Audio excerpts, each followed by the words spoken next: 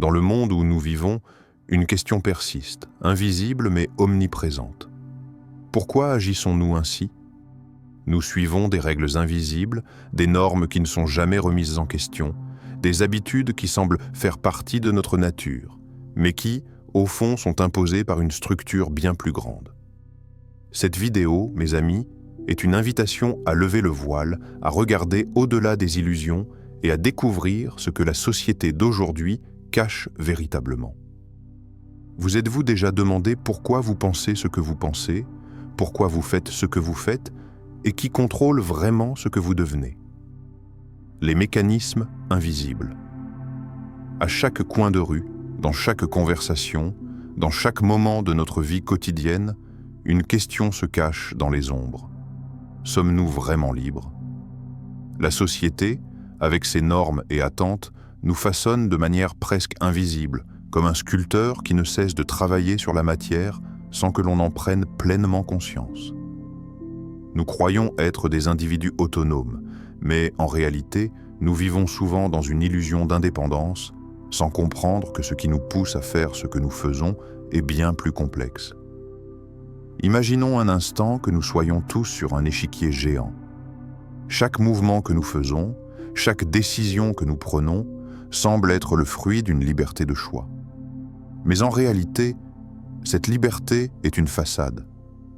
Derrière ce tableau de liberté apparente se cachent des forces invisibles qui nous poussent, nous manipulent et nous orientent dans des directions prédéterminées.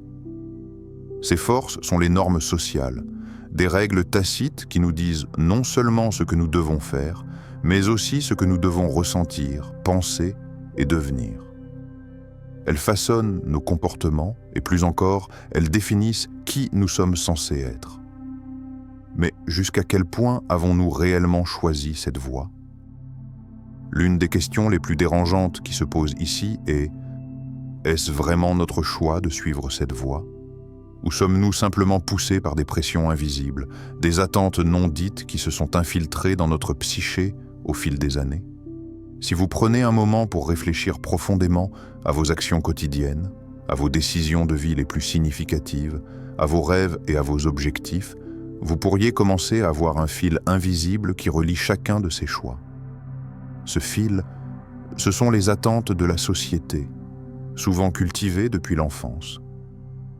Ces attentes sont devenues des chaînes invisibles, mais incroyablement puissantes, qui orientent chacune de nos décisions sans que nous en soyons pleinement conscients.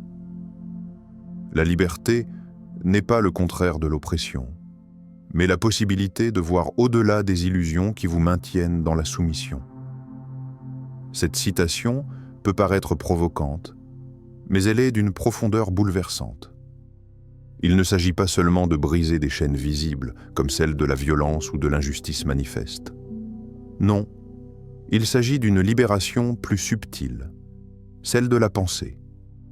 C'est la possibilité de prendre du recul et de voir que ce que nous considérons comme normal, acceptable ou désirable n'est souvent qu'une projection de ce que la société veut que nous soyons.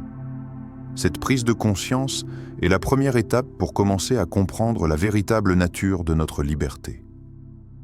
Maintenant, posons-nous la question suivante. Que se passe-t-il lorsqu'on prend conscience de ces chaînes? Quand nous voyons clairement que nos choix, nos désirs, nos priorités sont façonnés par des forces extérieures plutôt que par une volonté individuelle, que devient cette liberté que nous croyons posséder?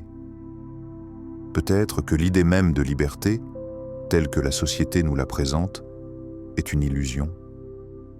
Peut-être que la véritable liberté réside dans la capacité de remettre en question tout ce que nous croyons savoir et de trouver notre propre voie, loin de ce que les autres attendent de nous.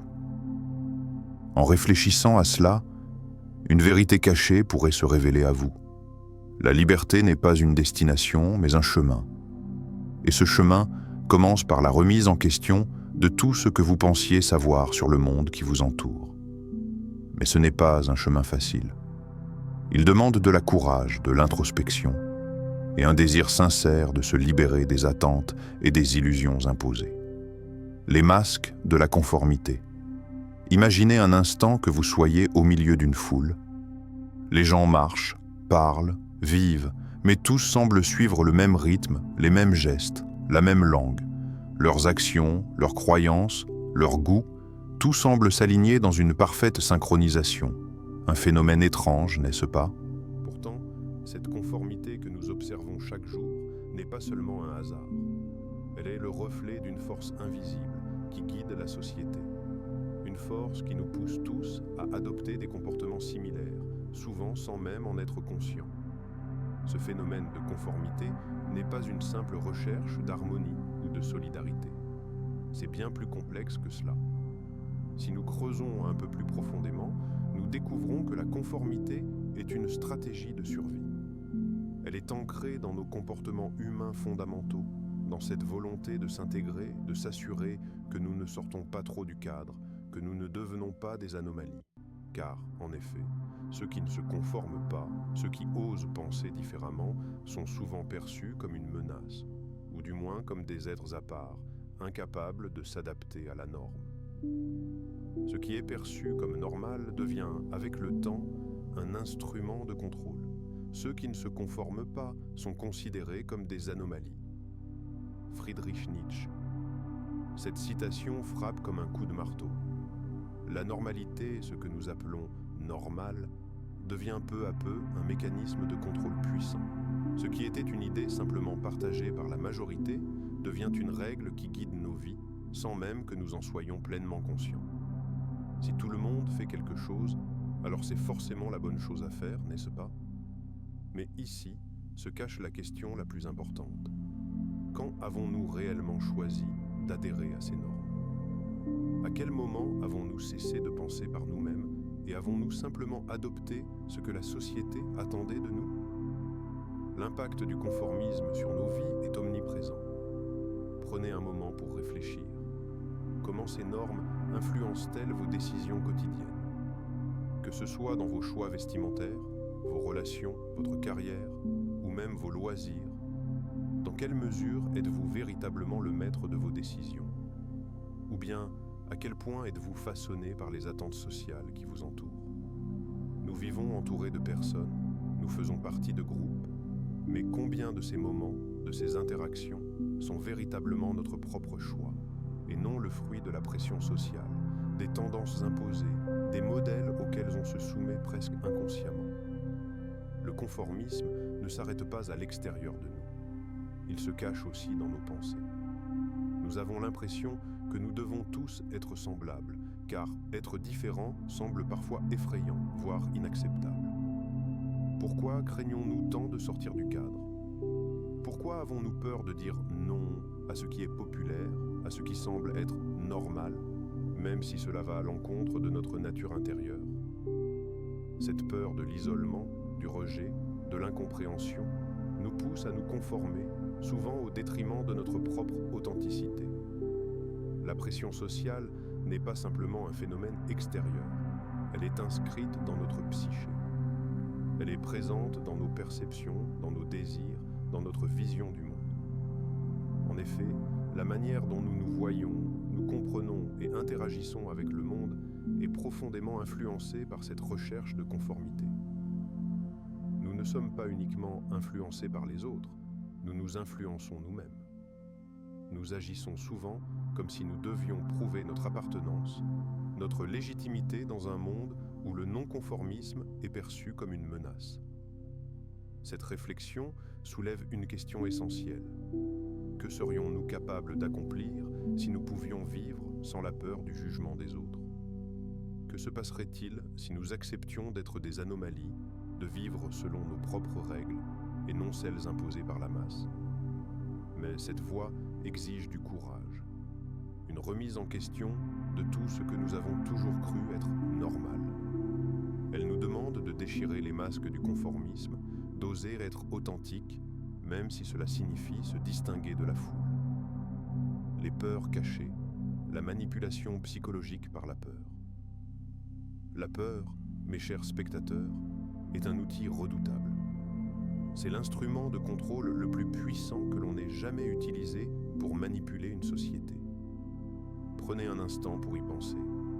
Que ce soit la peur de l'échec, la peur du rejet, ou nous-mêmes la peur de l'avenir, ces sentiments ne sont pas nés de notre propre esprit. Non, ils ont été soigneusement cultivés, instillés dans notre conscience dès notre plus jeune âge, comme des graines semées dans un terrain fertile. Une fois implantées, ces peurs grandissent et se développent en nous, influençant chaque aspect de nos vies. Celui qui contrôle la peur contrôle l'esprit. Cette citation, simple mais percutante, met en lumière une vérité profonde. La peur n'est pas seulement un sentiment passager. Elle est le moteur caché derrière de nombreuses décisions que nous prenons au quotidien. Elle est ce qui nous pousse à faire des choix qui autrement ne seraient peut-être pas les nôtres. À chaque fois que nous choisissons de suivre une norme, d'acheter un produit, de poursuivre une carrière, de dire ou de faire quelque chose par peur de l'échec ou du jugement, nous agissons sous l'effet de cette peur.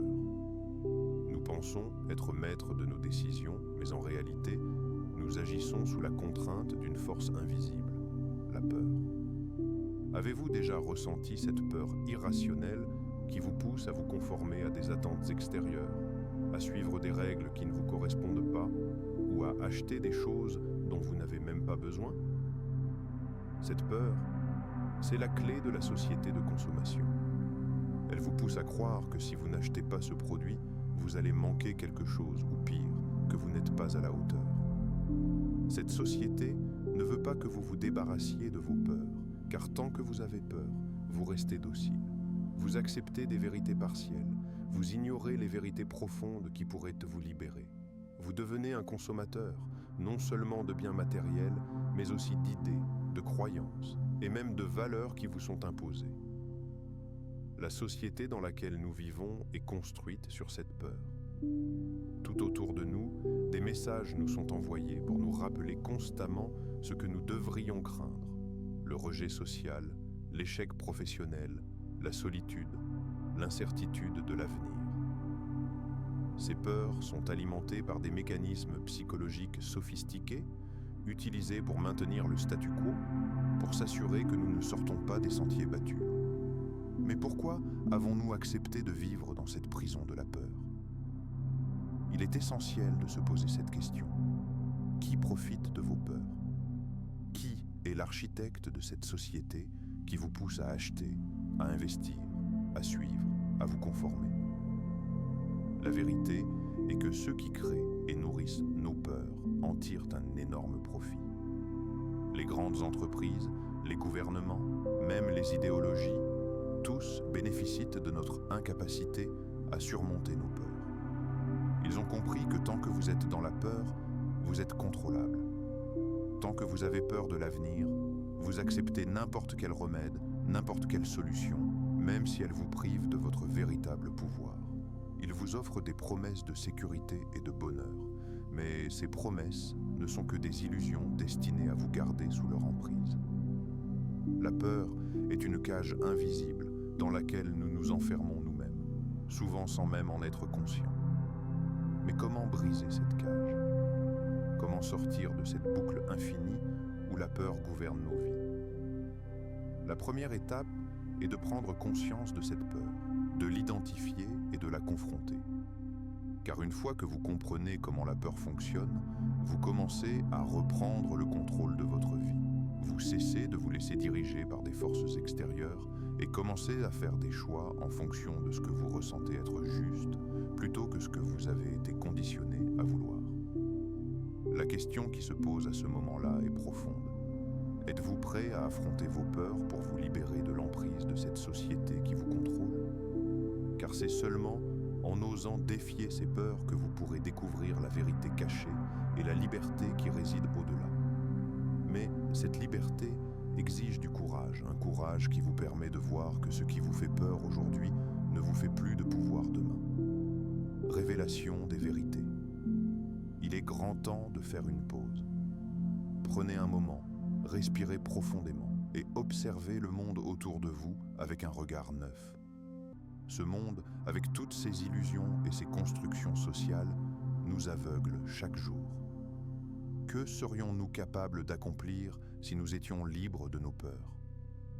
Si nous pouvions briser les chaînes invisibles qui nous dictent non seulement nos actions, mais aussi nos pensées les plus intimes? que serions-nous si nous étions libérés de ces influences extérieures qui nous forcent à nous conformer, à agir selon des attentes qui ne sont même pas les nôtres? La vérité, mes chers spectateurs, est là, devant nous, à portée de main.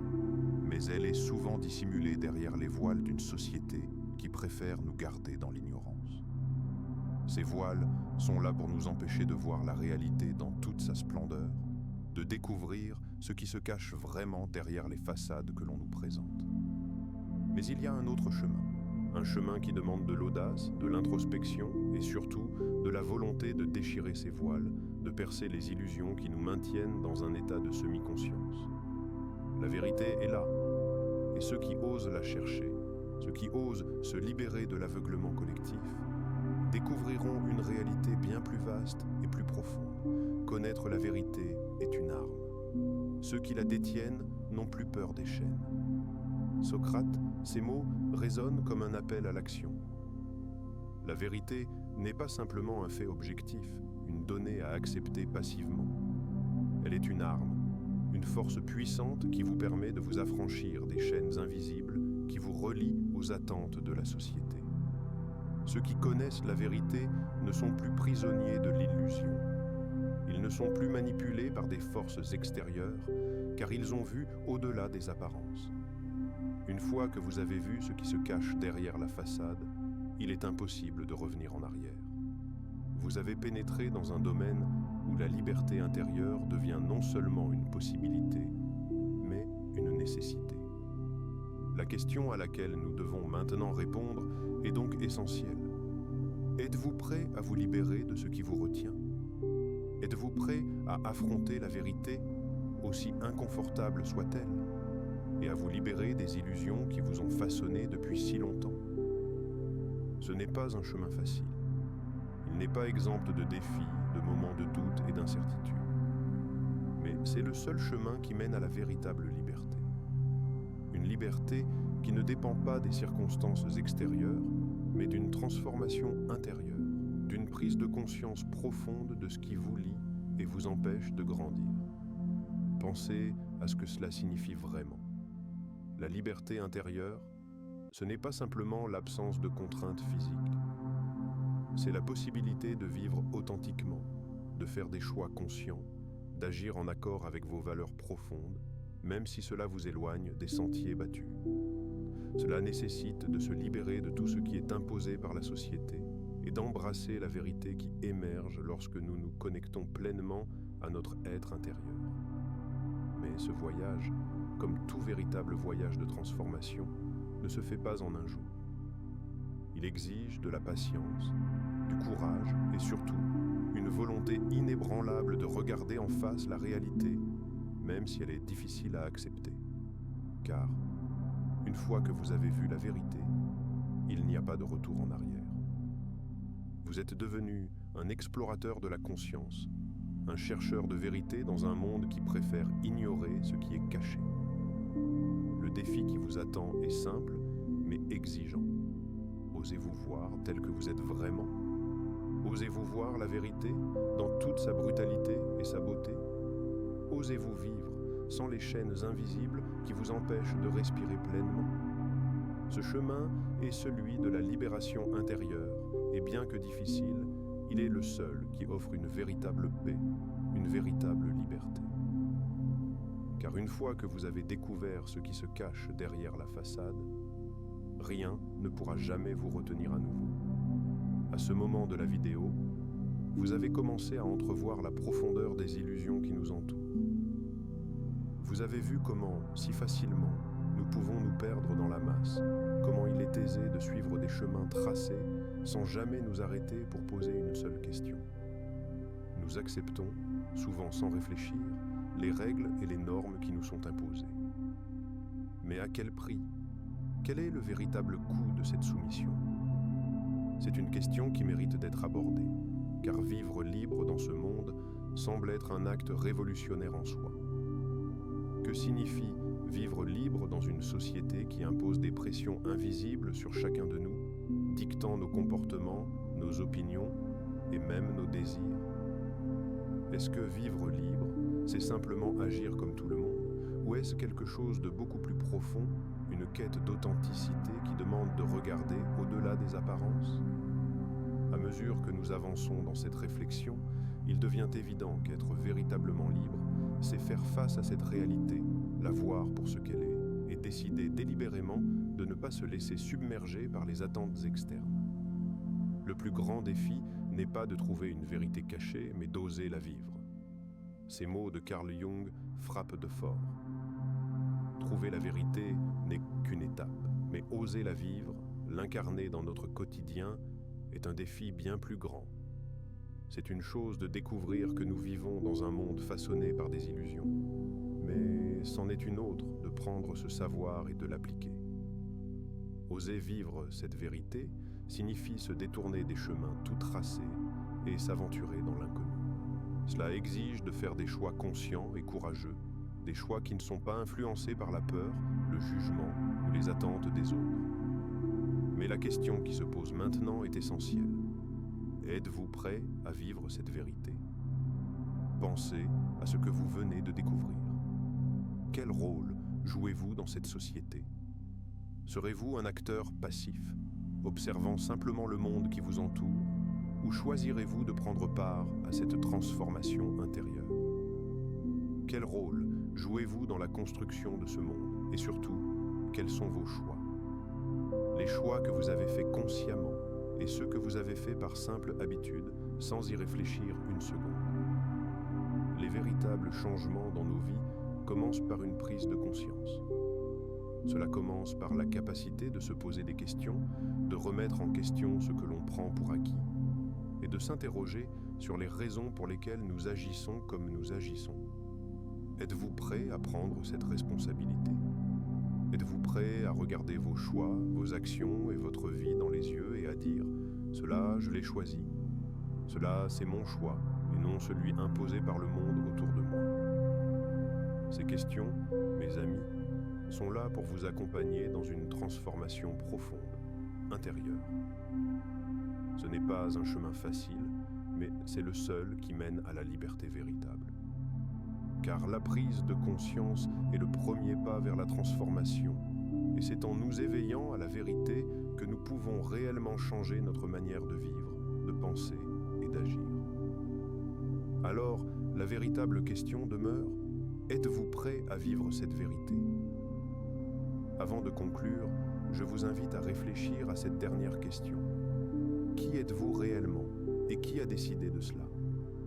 Prenez un moment pour vous recentrer, pour observer les structures qui gouvernent votre vie et demandez-vous, suis-je prêt à me libérer de ce qui me contrôle? Ce chemin peut être difficile, mais il est le seul qui vous permettra de découvrir votre véritable potentiel. Si vous avez trouvé cette vidéo stimulante et que vous désirez plus de contenu qui vous aide à vous éveiller à la vérité, je vous invite à vous abonner à notre chaîne, à activer les notifications et à laisser vos réflexions en commentaire. Ensemble, explorons les vérités cachées et éveillons-nous à la réalité de notre monde.